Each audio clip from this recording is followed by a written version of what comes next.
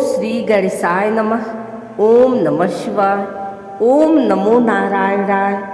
ओम गुरुवे नमः। ओम माता पिता पूर्वज देवताभ्यो नमः। आज के पावन एकादशी व्रत के शुभ अवसर पर हम भगवान शिव और भगवान विष्णु की पावन कथा का श्रद्धा एवं भक्ति भाव से श्रवण कर रहे हैं। इस कथा के पुण्य प्रभाव से हमारे समस्त पापों का नाश हो, व्रत सफल हो, जीवन में सुख शांति, स्वास्थ्य, धर्म, भक्ति और मोक्ष की प्राप्ति हो।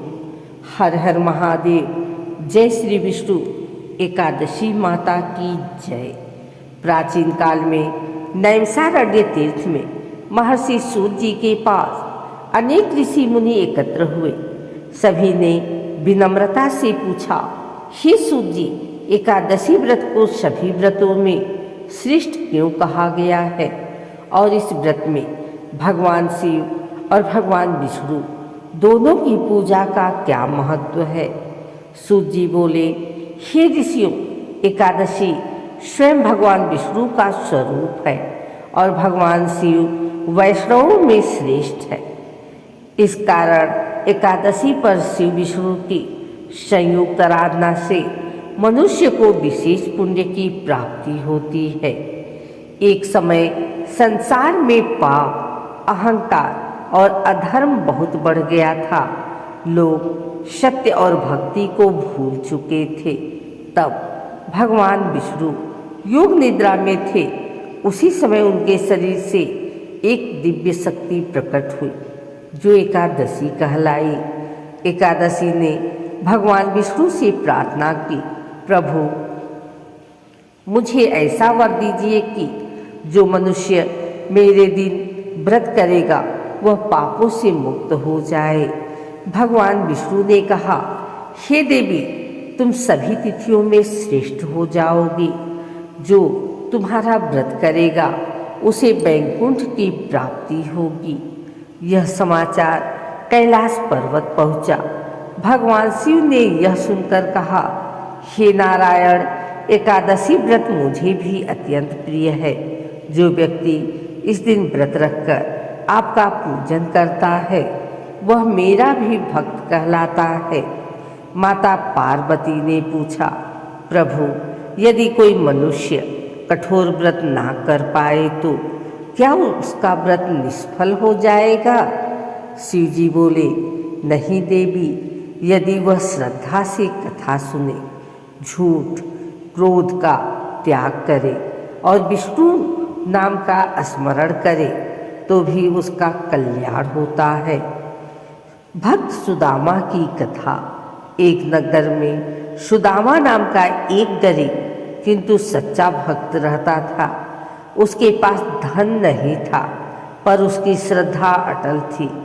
वह प्रत्येक एकादशी को उपवास करता, दिन भर भगवान विष्णु का नाम जपता और रात्रि में स्वयं शिव जी का स्मरण करता।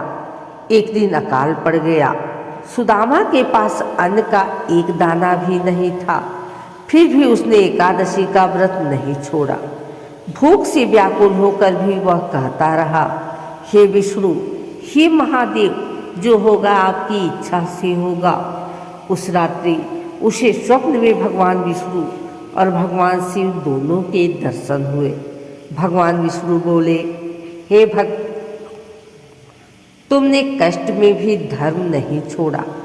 भगवान शिव बोले, हम दोनों तुमसे प्रसन्न हैं। प्रातःकाल उसके घर के द्वार पर अन्न, धन और वस्त्र स्वयं प्रकट हो गए। सुदामा का जीवन सुखमय हो गया। सूत जी बोले, हे ऋषियों, जो यह समझता है कि शिव और विष्णु अलग अलग हैं वह अज्ञान में है। शिव विष्णु के भक्त हैं और विष्णु शिव के आराध्य। एकादशी का व्रत मनुष्य के भीतर के अहंकार, क्रोध और पाप को नष्ट करता है। इस दिन विष्णु पूजा से भक्ति बढ़ती है, शिव स्मरण से वैराग्य आता है, मन शुद्ध और शांत होता है। एकादशी व्रत का विधान। प्रातः स्नान कर व्रत का संकल्प लें। दिन भर सात्विक रहें, झूठ, निंदा और क्रोध से दूर रहें। भगवान विष्णु का पूजन करें। रात्रि में शिव जी का स्मरण करें। अगले दिन द्वादशी को व्रत पारण करें।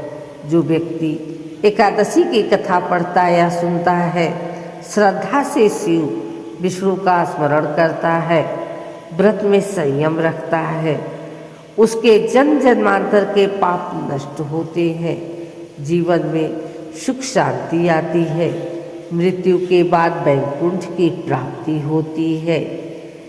ओम नमो नारायणाय। ओम नमः शिवाय। एकादशी माता की